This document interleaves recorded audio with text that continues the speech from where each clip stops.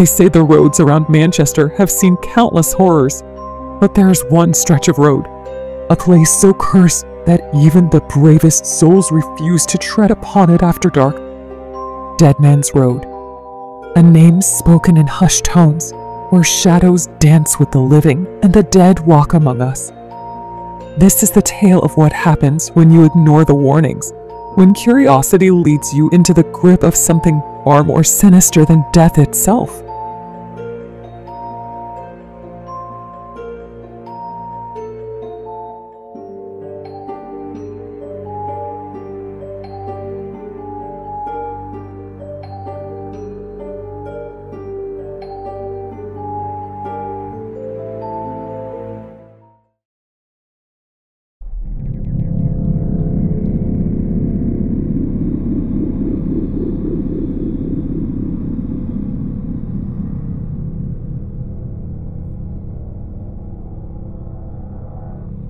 It was a chilly November evening when John Parker, a 36-year-old history professor from Manchester University, decided to venture onto Deadman's Road.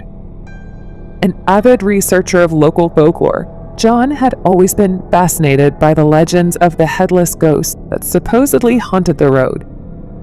He had heard the stories of a decapitated spirit, a relic of a gruesome past, searching endlessly for its lost head. But John wasn't a man who believed in ghost stories. To him, Deadman's Road was just another relic of an ancient past, nothing more than a path shrouded in myths and exaggerated tales.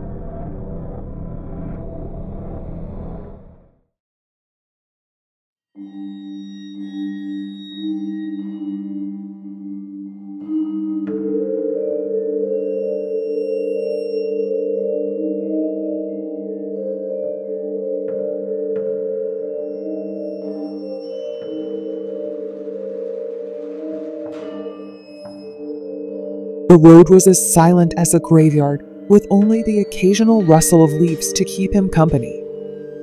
Tall trees lined the path, their bare branches reaching out like skeletal fingers toward the inky sky. As he walked deeper into the woods, the air grew colder, the silence more oppressive. But John pressed on, driven by a sense of duty to uncover the truth behind the legend, to bring the light of reason into the dark corners of superstition.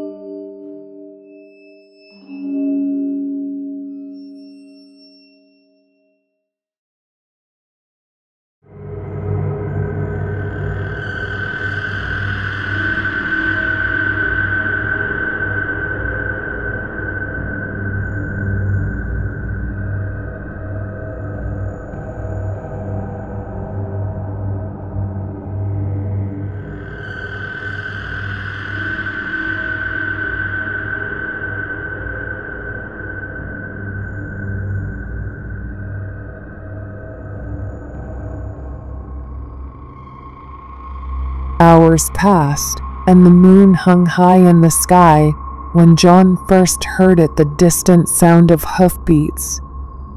At first, he thought it was just the wind playing tricks on his mind, but the sound grew louder, closer, until it was unmistakable. The rhythmic thumping of a horse's gallop echoed through the trees, sending a chill down his spine.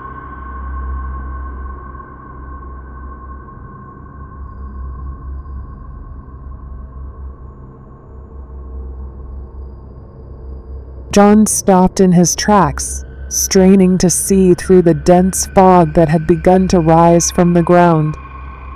The sound of hoofbeats grew nearer, and soon he could make out the outline of a figure on horseback. The rider was dressed in tattered clothes, his posture rigid, as if frozen in time. But it wasn't the rider's appearance that sent John's heart racing, it was the rider's lack of a head.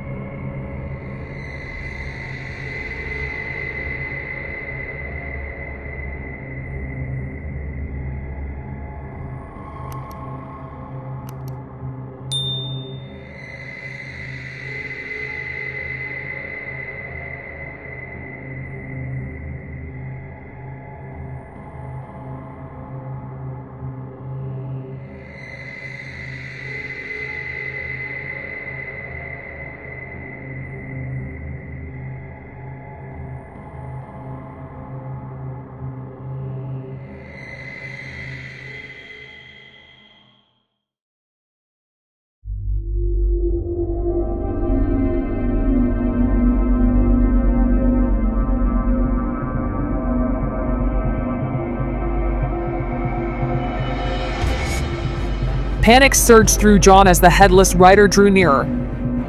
He turned to run, but his feet felt like they were stuck in quicksand, as if the road itself was holding him back. The rider halted just a few feet away, the horse snorting and pawing at the ground. The decapitated figure slowly raised a hand, pointing directly at John. A low, guttural voice, filled with anger and sorrow, echoed through the trees. "Find my head, or join me in eternal torment."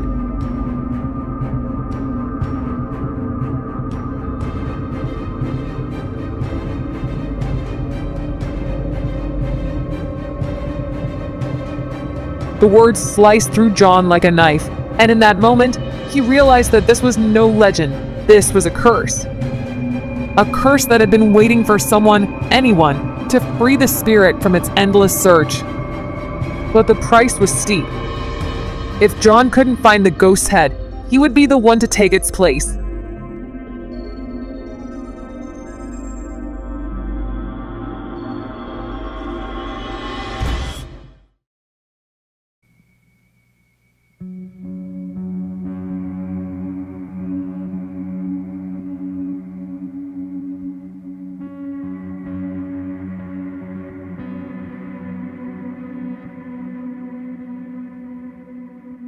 Desperation clawed at John's chest as he tore through the woods, searching frantically for any sign of the head.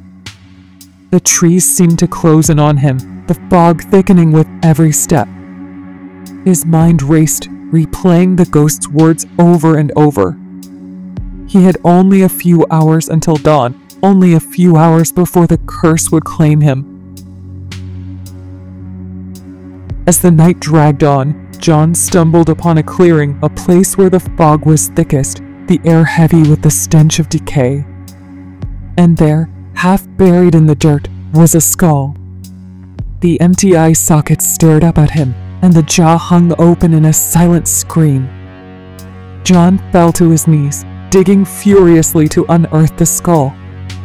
But as he lifted it from the ground, A terrible realization struck him. He was too late.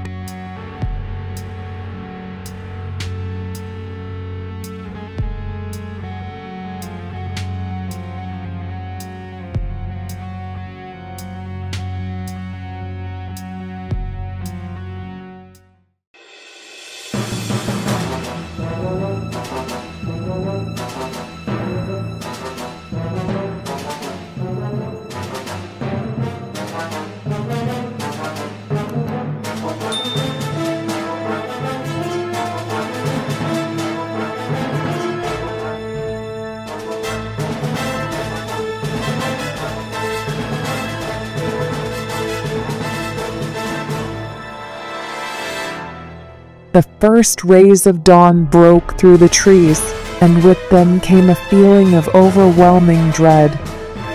The headless rider reappeared, but this time he was not alone. Behind him, emerging from the shadows, were dozens of headless figures, each one reaching out toward John, beckoning him to join their cursed ranks. He had failed. He had become the next victim of Deadman's Road.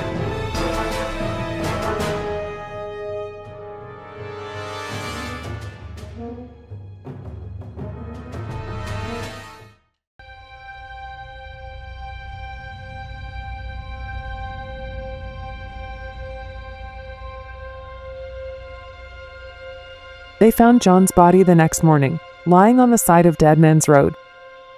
His face was frozen in terror, his hands clutching a weathered skull.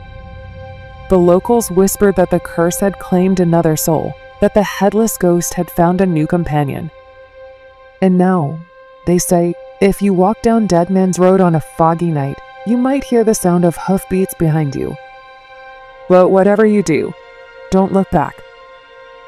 Because once you see the headless rider, your fate is sealed.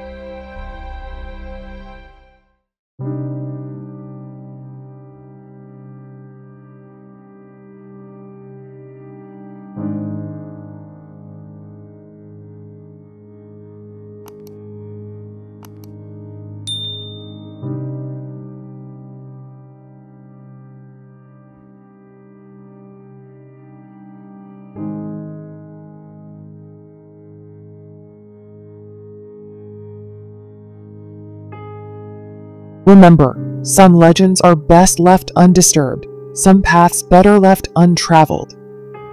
But if you must seek the truth, be prepared to face the darkness that lies ahead.